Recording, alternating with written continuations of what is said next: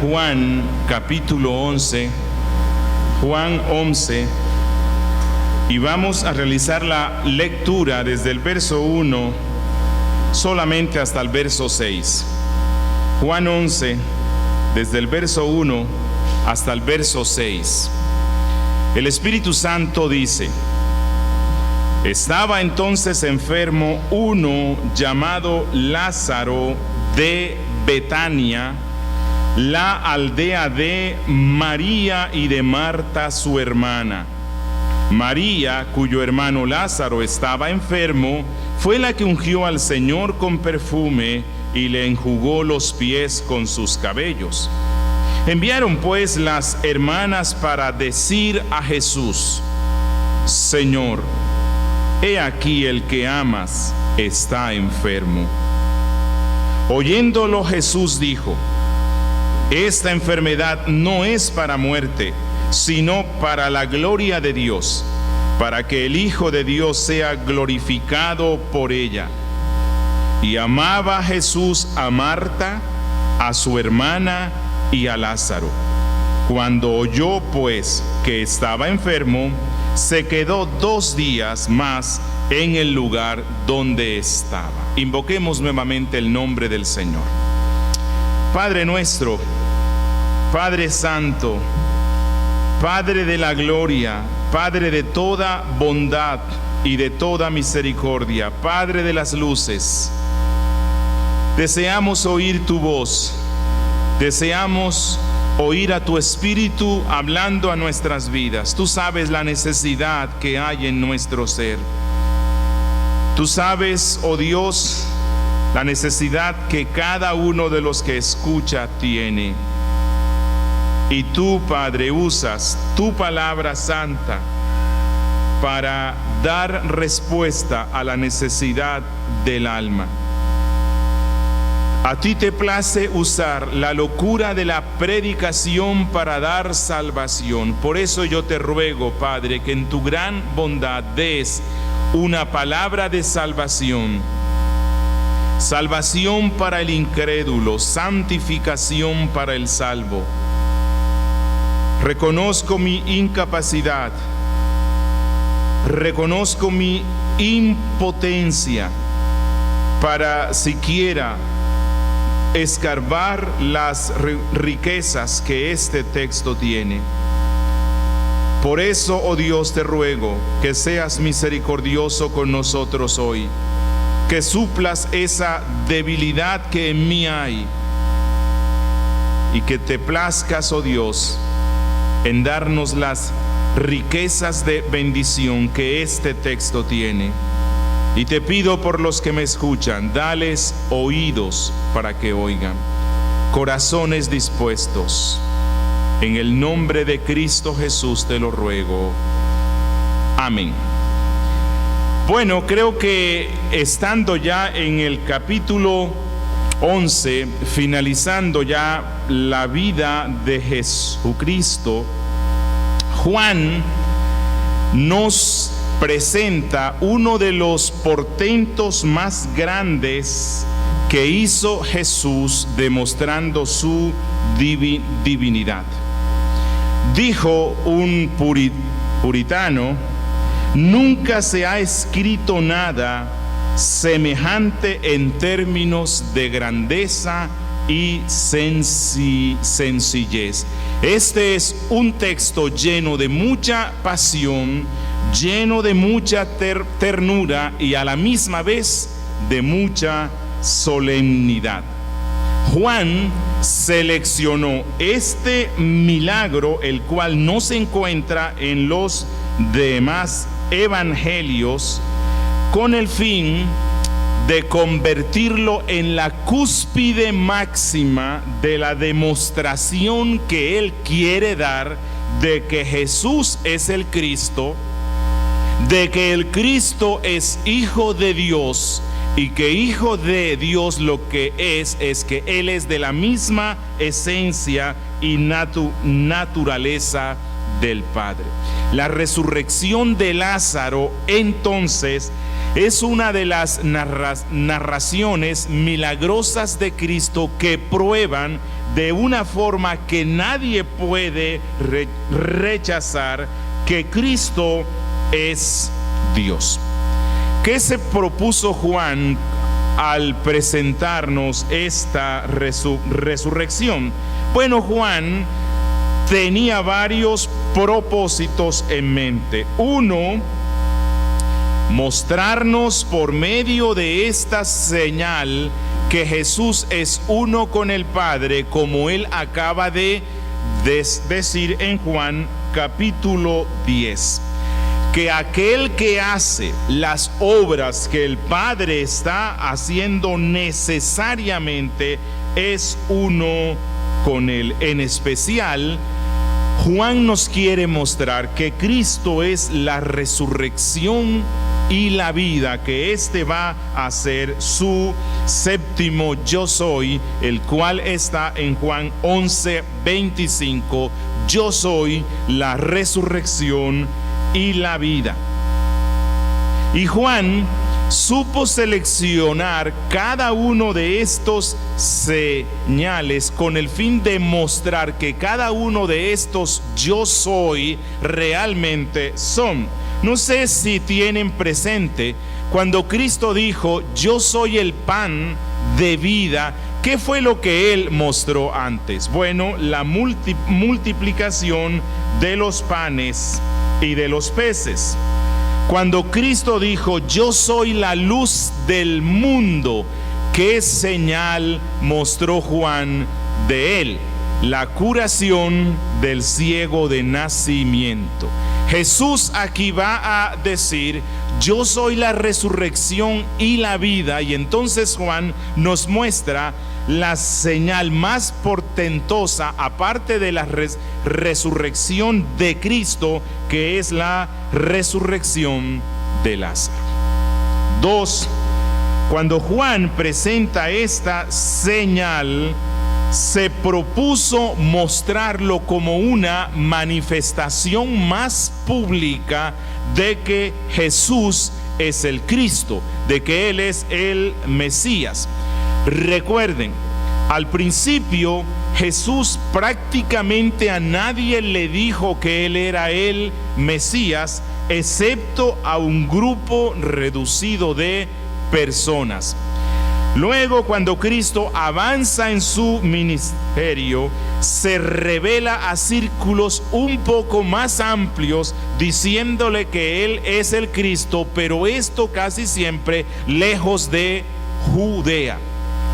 Pero ya Jesús, finalizando su ministerio, está revelándose a grupos más grandes como el Mesías, y esta resurrección va a ser la manifestación más grande que Jesús, junto con la entrada triunfal, realiza de su mesiasgo, diciéndole a Jerusalén yo soy el Mesías.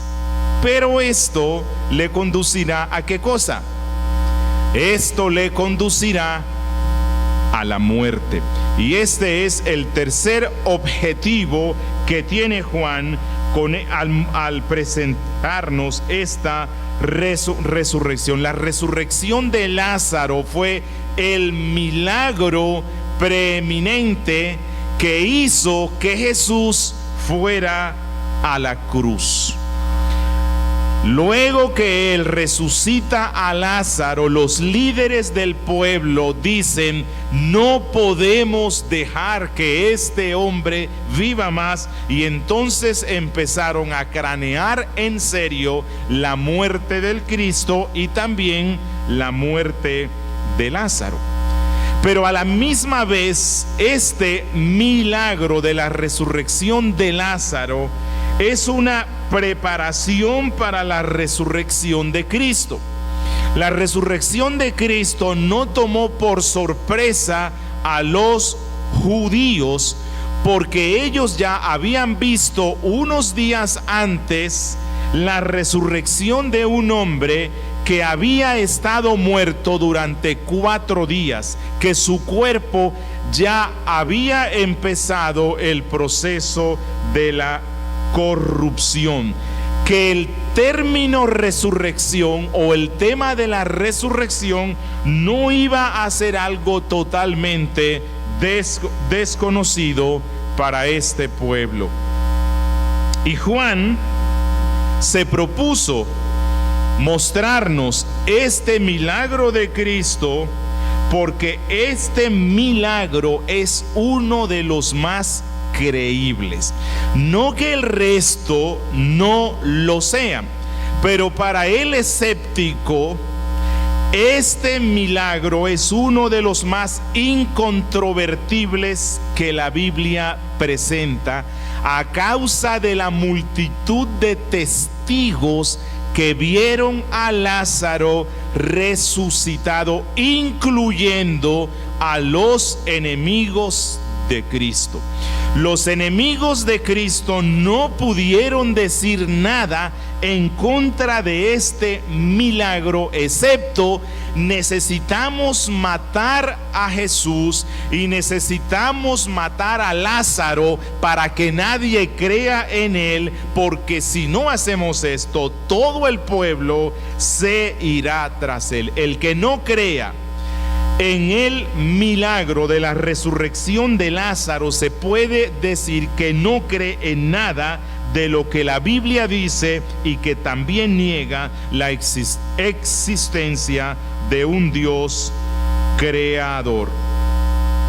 Y creo que otro propósito que tuvo Juan al narrarnos tan minuciosamente el milagro de la resurrección de Lázaro es con el fin de darnos profundas enseñanzas teológicas. Recuerden, el Evangelio de Juan es el evangelio más teológico de los 4 que la Biblia tiene, y a través de esta historia tierna nos va a dar doctrinas profundas y consuelos para los hijos de Dios.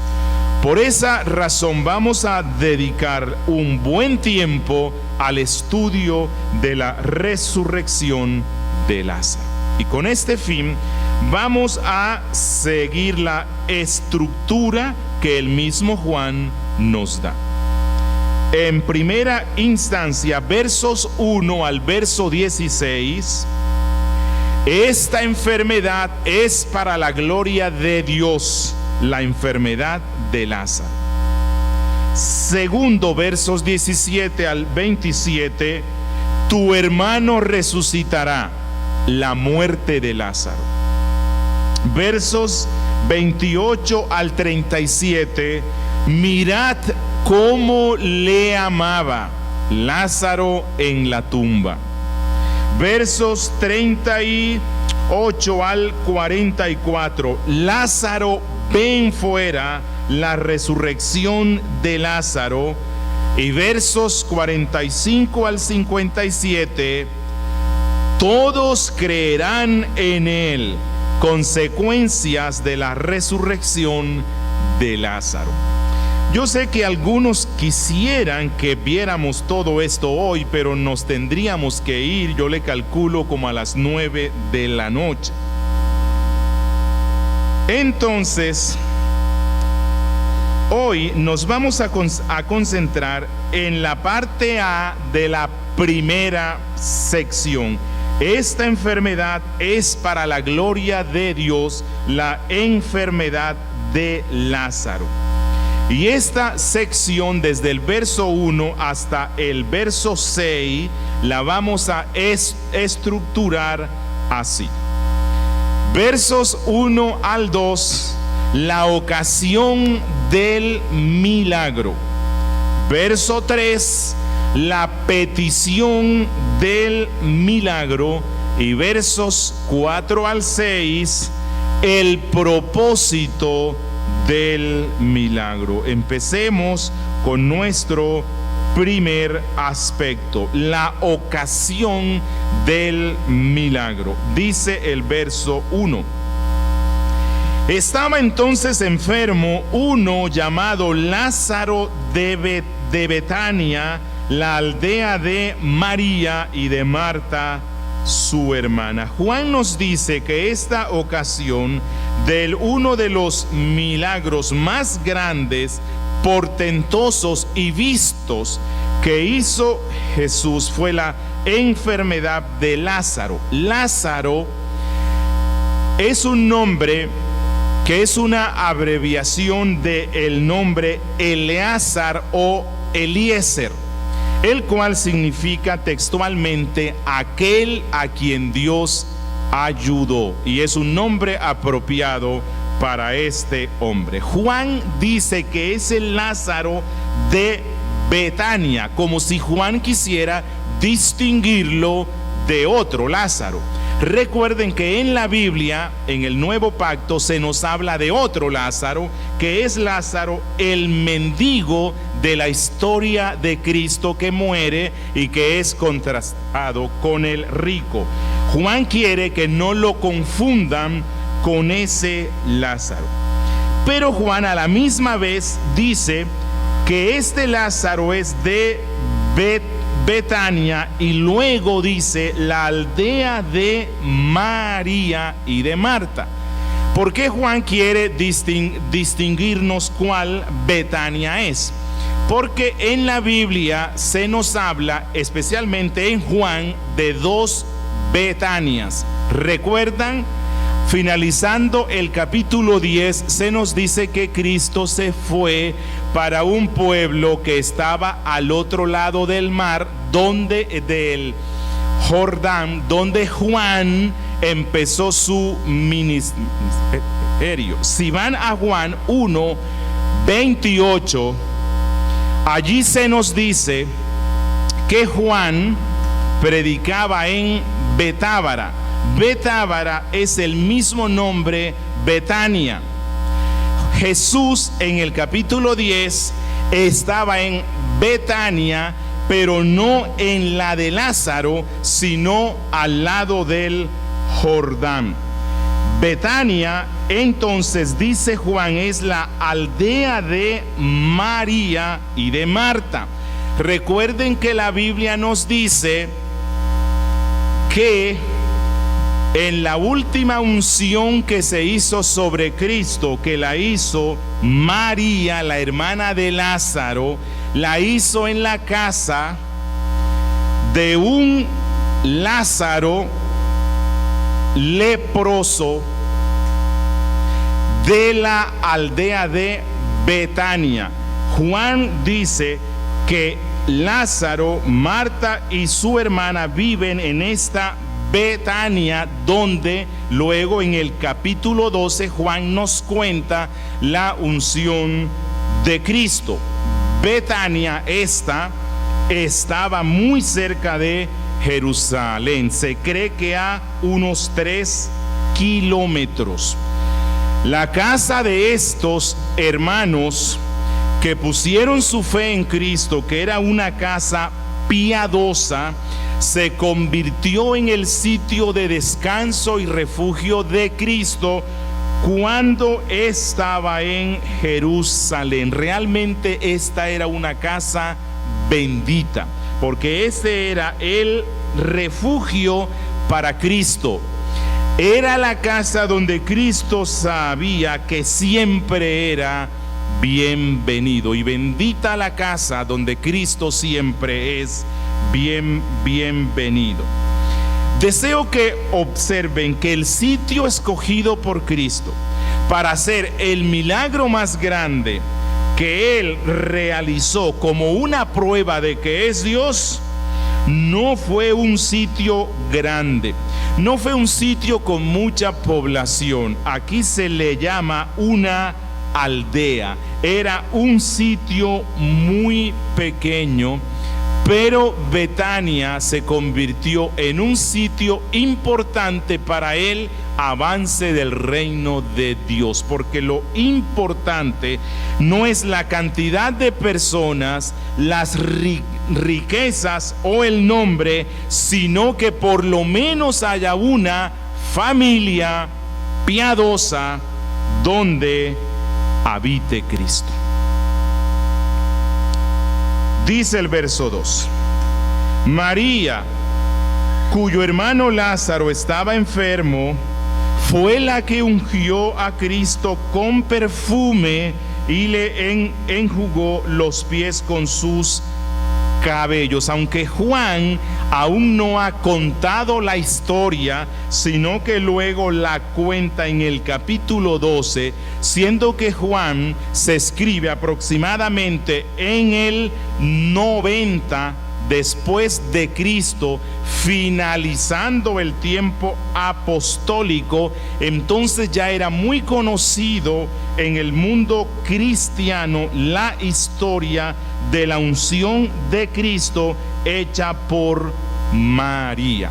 En la Biblia se nos cuentan de 2 o posiblemente 3 unciones de Cristo, las 2 de las cuales más conocimiento hay fue una hecha al principio del ministerio y una finalizándolo. Una fue hecha por una mujer que la Biblia le llama pecadora, y otra fue de María, de la cual no se nos da ningún reproche moral.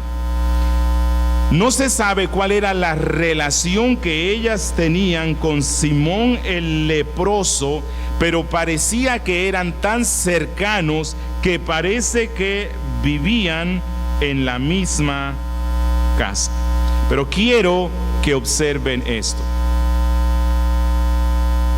Aunque los años pasaron y Juan escribe finalizando ya el siglo I, ya era muy conocido lo que esta mujer había hecho por Cristo. Y esto nos muestra que las buenas obras de los santos, todas ellas, quedan escritas, constatadas en el libro de la memoria de Dios. Los hombres somos olvidadizos e ingratos, pero nada de lo que se hace para Cristo queda en el olvido, así sea algo que aparentemente es insignificante. Deseo que observemos cuál es la petición del milagro. Verso 3 dice: enviaron pues las hermanas para decir a Jesús: Señor, he aquí el que amas está enfermo. Pareciera ser que la condición de salud de Lázaro cada día iba complicándose más. La Biblia no nos dice cuál era la enfermedad que tenía él, pero sí nos dice que esta familia creyente consideró oportuno que su gran amigo, que el frecuente huésped de su casa, conociera la situación en la que estaba Lázaro. Ellas tenían la certeza de que si Jesús llegaba a casa a tiempo, Lázaro recuperaría completamente su salud. Ellas conocían bien quién era Cristo, tenían fe y plena confianza en él, y por esa razón le mandan el mensaje que posiblemente toma 1 o 2 días. Iban de Betania hacia otra Betania, pero era muy lejos. Y esto nos muestra que lo primero que el cristiano debe hacer cuando la aflicción, la adversidad o la enfermedad toca la puerta de su casa es contárselo a Cristo por medio de la oración. ¿Cuál fue la petición que le enviaron ellas? Señor, he aquí, o escucha, el que ama está enfermo. quiero que observen en primera instancia el conocimiento que esta familia piadosa tenía de la soberanía de Dios. Señor, soberano Dios, Kyrios, he aquí el que amas está enfermo. Cuando ellos dicen he aquí el que amas, eso es una súplica apremiante que le hacen a aquel que ellas reconocían como su Señor, como dueño de sus vidas. Señor, he aquí, escucha, esta es una situación urgente. El que amas está enfermo. Su ruego, si ven bien, el ruego que ellas presentan ante Cristo no le indica lo que Él debe hacer. Ellas posiblemente tenían el conocimiento más profundo de Cristo que se tenía en ese tiempo.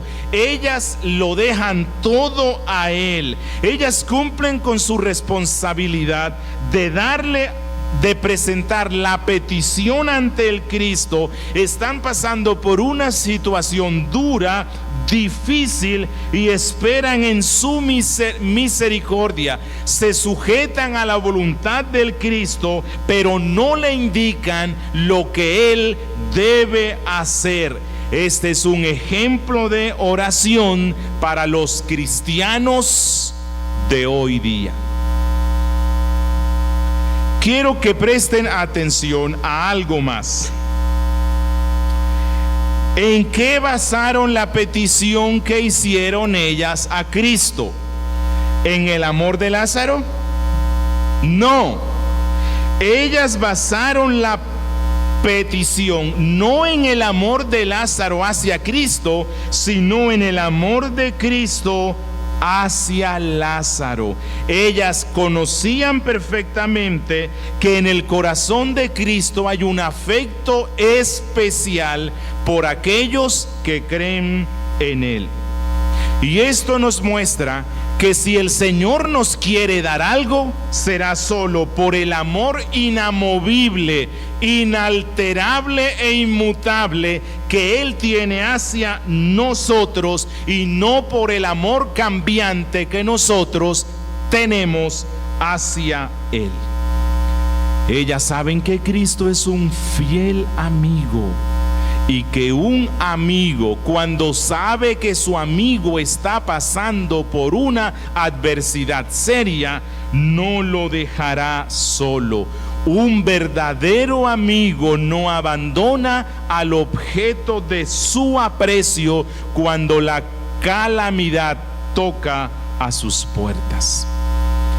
¿A quién más podían acudir? Ellas conocían bien las escrituras del antiguo pacto. Ellas se habían sentado a los pies de Cristo e imitaron a los santos de la Biblia, los cuales saben que el mejor refugio que tiene uno en el tiempo de la prueba es Cristo, es Dios mismo. El salmista dijo: Dios es nuestro amparo y fortaleza, nuestro pronto auxilio en las tribulaciones.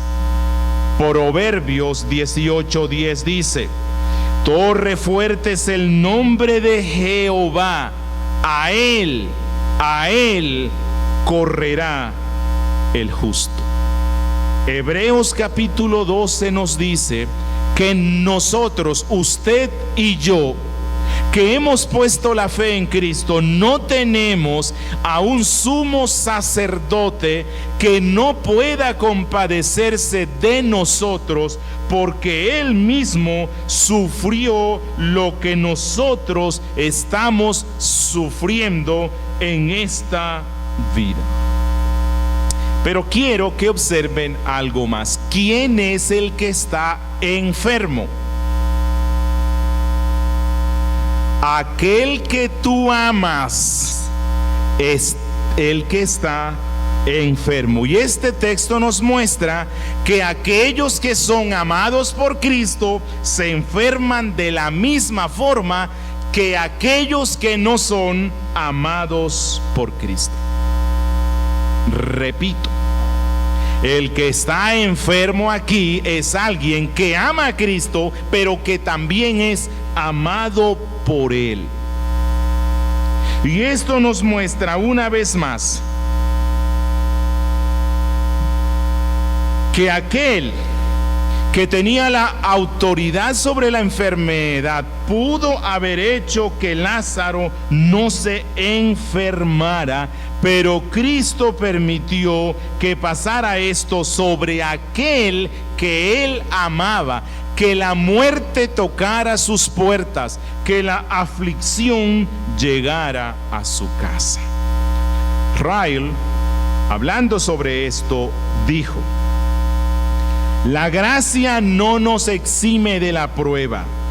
Al contrario, la enfermedad es uno de los instrumentos de Dios para santificar a sus santos y hacer que sus santos den frutos de paciencia, así como para mostrar al mundo que su pueblo no le sirve meramente por la comodidad física en esta vida. Dice él: Job teme a Dios de balde. Esta fue la burla del diablo en los tiempos de prosperidad de Job. De no haber experimentado pruebas, se podría haber dicho: Lázaro y sus hermanas hacen un buen negocio con su religión. Y esto nos lleva al tercer aspecto que quiero mostrarles hoy: el propósito del milagro. Versos 4 al 6.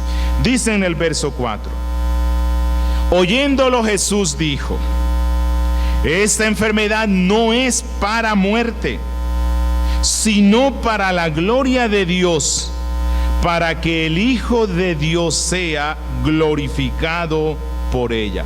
Jesús oyó la petición y Jesús les manda una respuesta. Y la respuesta que Él da es esta: esta enfermedad no es para muerte, sino para la gloria de Dios, para que el Hijo de Dios sea glorificado por ella. En primera instancia, la respuesta de Cristo nos muestra el control que tenía Él sobre esa situación difícil. Y Él dice que el resultado final no va a ser la muerte. No que Lázaro no iba a pasar por la muerte, sino que el producto final de la prueba no iba a ser la muerte. Y lo que nos dice Cristo es: el propósito de esta enfermedad y aflicción sobre Lázaro, sobre este creyente que yo amo tanto, es para que esta enfermedad redunde para mi gloria, para que se manifieste delante de los hombres el poder, el amor y la sabiduría de Dios. ¿Recuerdan en el capítulo 9 cuando le preguntaron a Cristo quién pecó, este hombre o sus padres? ¿Qué fue lo que respondió él? No pecó, no es que pecó él ni sus padres, sino para que las obras de Dios se manifiesten en él, para que la gloria de Dios sea exaltada. Y esto mismo pasa con este cristiano enfermo. Jesús ya dijo que cuando el Hijo es glorificado haciendo las obras del Padre, el Hijo no solamente recibe la gloria, sino que el Padre recibe la gloria, porque las obras del Padre son las que hace el Hijo. Y con el fin de que la gloria de Dios brille aún mucho más grande en medio del mundo, es necesario que Lázaro, un cristiano fiel, no solamente enferme, sino que se ponga grave, que muera y que luego sea resucitado. Es decir, la enfermedad es para el interés de la gloria de Dios.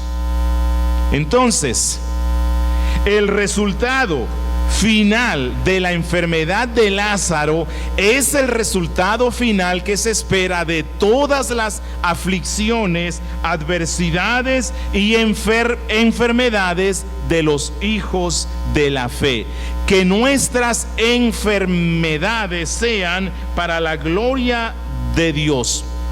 Muy posiblemente cuando se enferme alguien aquí, no vamos a decir no morirá, pero lo que sí se puede decir es, con la ayuda de Dios, esto será para su gloria.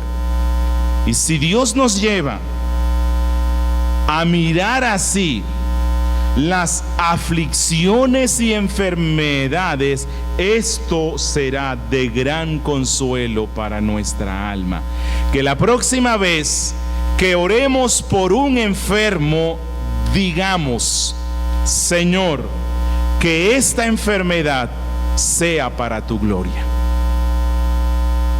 La gloria de Dios, la gloria de Cristo. Este es un tema frecuente en el Evangelio de Juan. Desde el principio hasta el fin, Jesús está hablando insistentemente de la gloria del Hijo y la gloria del Padre, las cuales están unidas entre sí. Cuando Cristo dice: esta enfermedad no será para muerte, sino para mi gloria, de una forma especial, Jesús estaba viendo a una cosa. Jesús estaba viendo hacia la cruz. Como dije ya, este milagro fue, por decirlo así, el culpable de que se tomara la decisión última de llevar a Cristo a la cruz.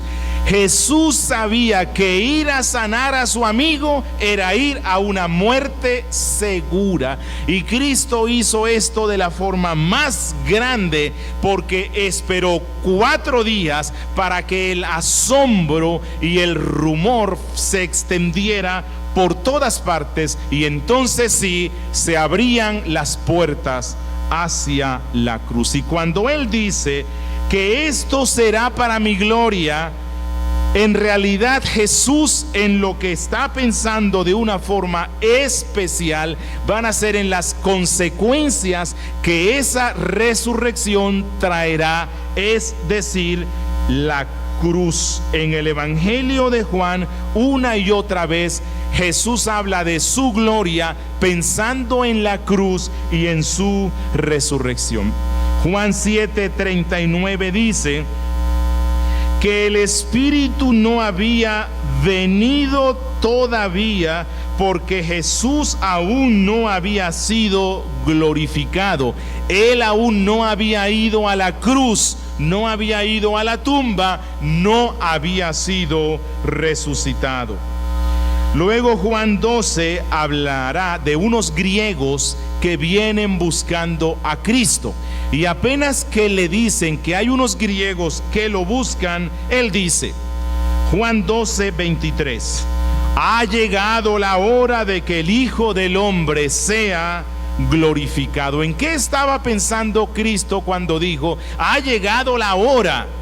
Se refiere de una forma especial a la cruz, porque luego él dice, el grano de trigo tiene que caer a tierra y morir para dar fruto. Y en Juan 12:16 dice que los discípulos se acordaron de estas cosas después de que él fue glorificado, después de que él fue a la cruz, a la tumba y fue resucitado. Jesús veía la cruz como su suprema gloria y como su camino a la máxima gloria.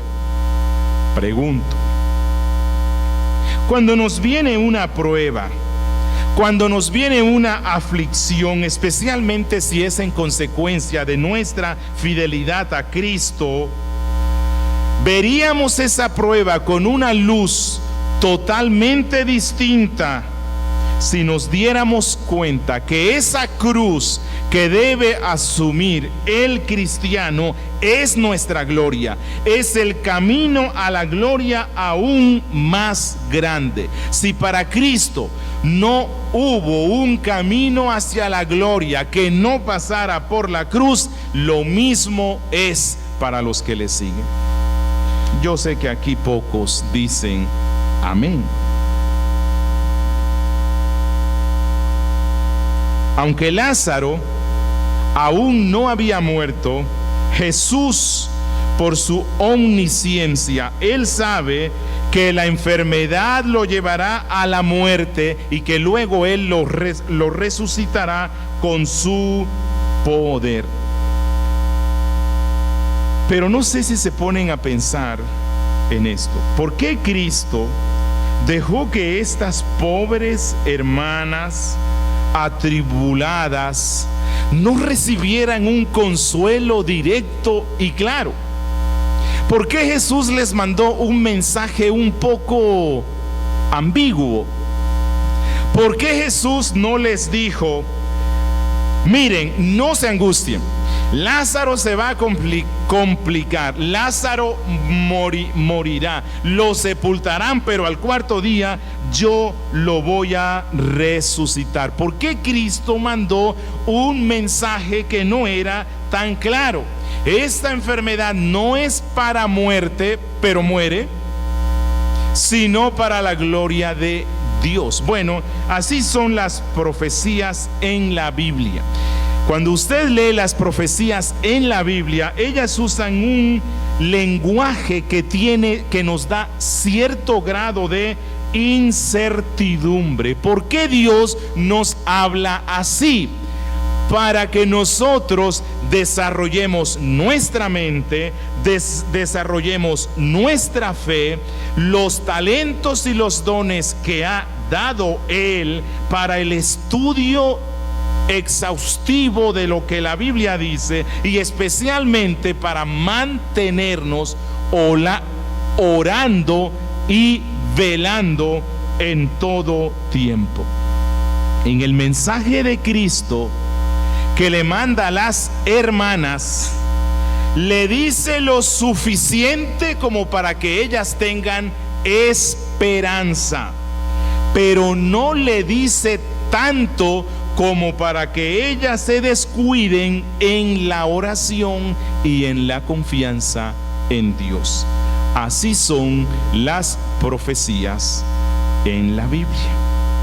Versos 5 al 6. Y amaba Jesús a Marta, a su hermana y a Lázaro.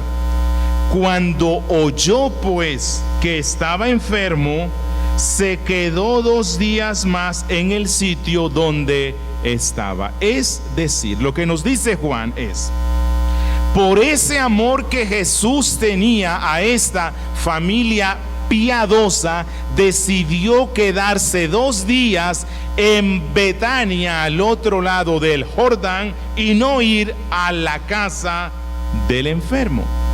¿Entienden? No, ¿verdad? ¿Cómo así? Por el amor que tenía él hacia Lázaro, Marta y María decide quedarse 2 días más y no ir a atenderlas. ¿Acaso no debió salir de inmediato Cristo corriendo para la casa de su amigo? Bueno, esto nos muestra que los planes de Cristo, los planes de Dios sobrepasan nuestra limitada comprensión. Lo que para María y Marta pudo ser una falta de interés de ese hombre en aquel habían puesto su fe, en realidad tenía como fin que el amor de ellas y de él creciera aún más al recibir no la sanidad del cuerpo de Lázaro, sino la resurrección de Lázaro.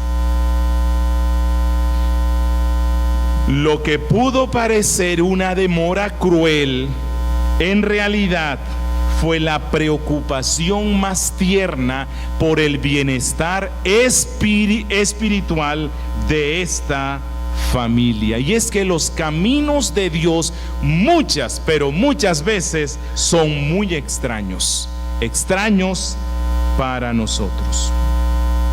Pero entre más se incrementa la fe, más crece la gloria de Dios.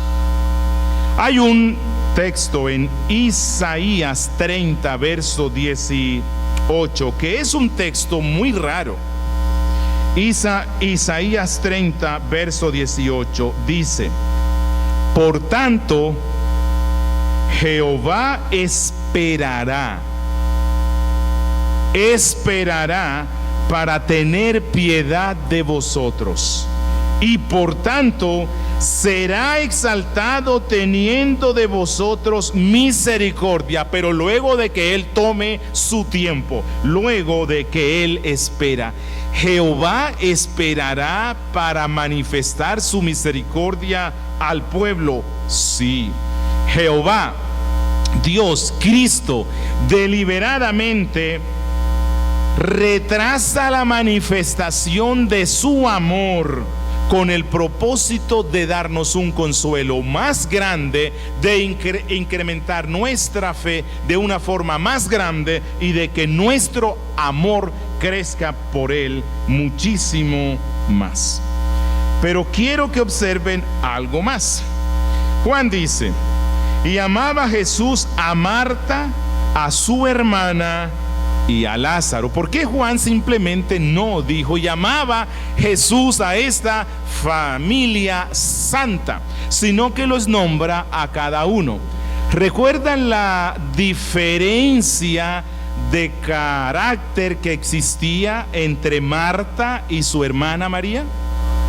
¿Recuerdan la narración de Lucas, donde se nos dice que Marta, apenas que llega Cristo, lo quiere atender bien, y entonces ella, en función del rol que tenía ella, que era posiblemente la hermana mayor, decide prepararle una buena cena o almuerzo para Cristo y hacer todo para que todo esté bien para él.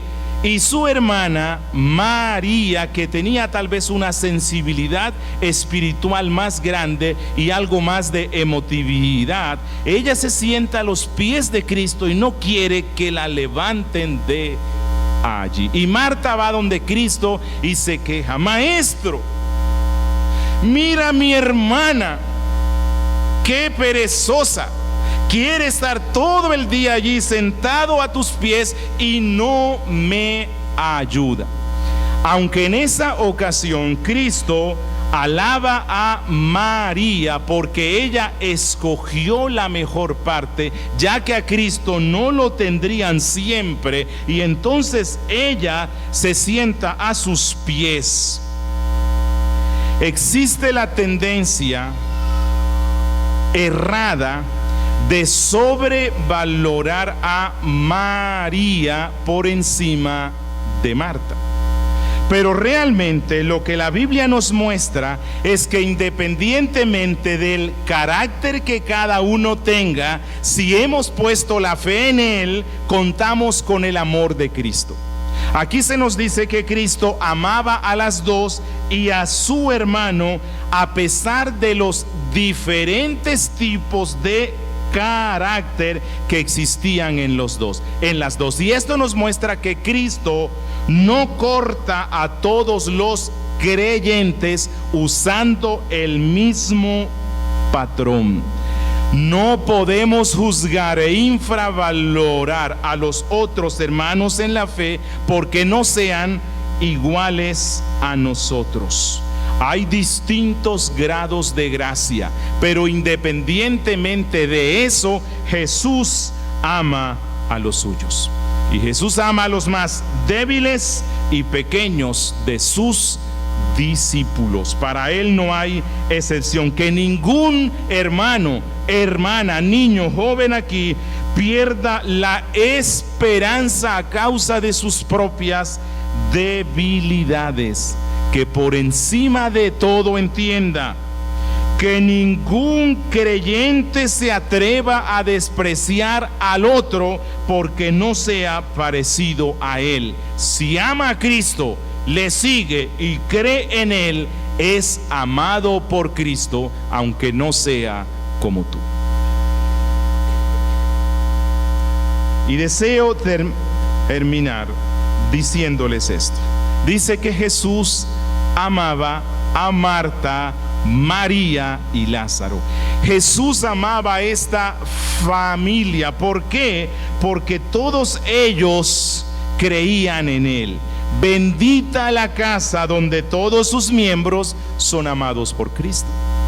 Bendita la casa, es una familia feliz donde todos sus miembros son objeto del amor de Cristo. Y esto debe conducirnos a orar insistentemente por la conversión de todos los miembros de nuestra casa, por nuestros padres, abuelos, tíos, hijos, primos, cónyuges, nietos. Que Cristo sea el centro de nuestras casas. Y deseo terminar con dos aplicaciones más. Apreciado hermano que estás enfermo, quiero hablarte a ti hoy de una forma especial. La medicina te diagnosticó una enfermedad grave. Y es posible que te has preguntado, ¿por qué, Señor? ¿Será que no me amas? ¿Será que no soy tuyo? ¿Será que me he engañado en esta vida supuestamente cristiana? Y hermano, una aplicación necesaria que debemos hacer de estos textos es que los santos más amados por Cristo han enfermado, enferman y seguirán enfermándose. ¿Recuerdan a Job? ¿De quién más dijo Dios? He aquí un varón perfecto, íntegro, recto delante de Dios y delante de los hombres. Era un hombre amado inmensamente por Dios. Aquí está Lázaro. ¿Recuerdan a Pablo? Todos ellos son una prueba de que los amados de Cristo también se enferman, y se enferman de cosas graves que los llevan a la muerte, pero no es por la falta de amor que Él tiene hacia nuestras vidas.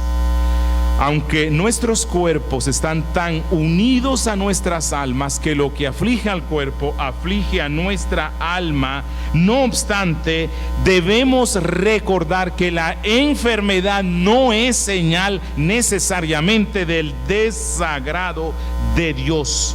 No, es más, a la luz de la Biblia, la enfermedad de los santos es más bien para el bien de nuestras almas. La enfermedad de nuestro cuerpo nos lleva a apartar nuestros ojos del mundo y ponerlas en las cosas de arriba. La enfermedad de nuestro cuerpo nos lleva a nuestras Biblias y nos impulsa a orar más. Y lo digo por experiencia propia. La enfermedad del cuerpo pone a prueba nuestra fe y nuestra paciencia y nos lleva a dar el verdadero valor de nuestra esperanza en Cristo, a amar menos el mundo y amarlo más a Él. La enfermedad del cuerpo nos hace ver a tiempo que nuestras vidas no son eternas, que como dice la canción, nadie es eterno en el mundo, solo Dios. Pero a la vez nos dice que pronto experimentaremos el gran cambio de nuestros cuerpos, una gran transformación hacia una vida de gloria. Hermano y hermana, ten paciencia y ánimo en medio de la enfermedad que Dios permitió que viniera a tu cuerpo. desecha de tu mente la idea de que Dios te ama menos a causa de esa aflicción. Hermano, ¿cómo es tu oración? ¿Es una voz de mando o es una voz de súplica? Hermano, recuerda, el Altísimo no es nuestro siervo, nosotros somos siervos de Él. El Altísimo no debe someterse a nuestra voluntad. La oración nunca fue diseñada para ponernos encima de Dios, sino para arrodillarnos delante de su trono. Hermano, es un privilegio que tú tienes el presentar tus súplicas, el presentar tus peticiones delante del trono de la gracia. No cometas el pecado que muchos pseudo cristianos o algunos cristianos engañados por falsos maestros hacen hoy, de darle órdenes a Dios y de decirle a Dios exactamente lo que Él debe hacer. Te ordeno que me sanes. Envía a tus ángeles para que me guarden.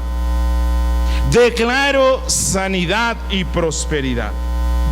Esas son oraciones falsas, arrogantes y atrevidas. Si sientes miedo, dile: Dios, tengo miedo, necesito que me guardes. Dios sabe si manda lo que Él quiera, seres angélicos, personas o incluso al mismo diablo. Dios sabe cómo hace sus cosas.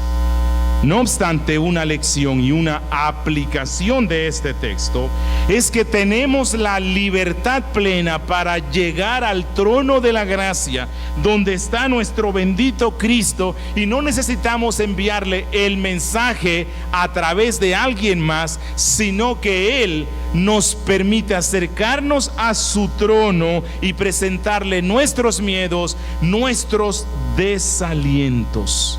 Siempre saldrá algo bueno de esa fuente de virtud y gracia. Hermano, no dejes de enviarle tus recados a Cristo. Él los escuchará y en su tiempo dará la respuesta. Y les dejo con lo que dice el Salmo 37:5. Encomienda a Jehová tu camino y confía en Él, y Él hará. Demos gracias al Señor. Padre nuestro que estás en los cielos, gracias, oh Señor, por tu Evangelio Santo. Gracias por esta narración de la resurrección de Lázaro. Gracias porque aún sin entrar al corazón del texto, tú nos dejas valiosas enseñanzas para nuestra alma. Gracias por el consuelo que nos das. Esculpe esto en nuestras vidas. Llévanos a una vida de oración y dependencia plena de ti. Gracias, Cristo, porque tú nos amas a pesar de lo que nosotros somos. Gracias por ese amor tan inmenso, y gracias porque tú usas lo que tu sabiduría determina para nuestro bien. Oh Señor, que nuestras aflicciones, cualquiera que sea, sean para tu gloria. En Cristo Jesús. Amén.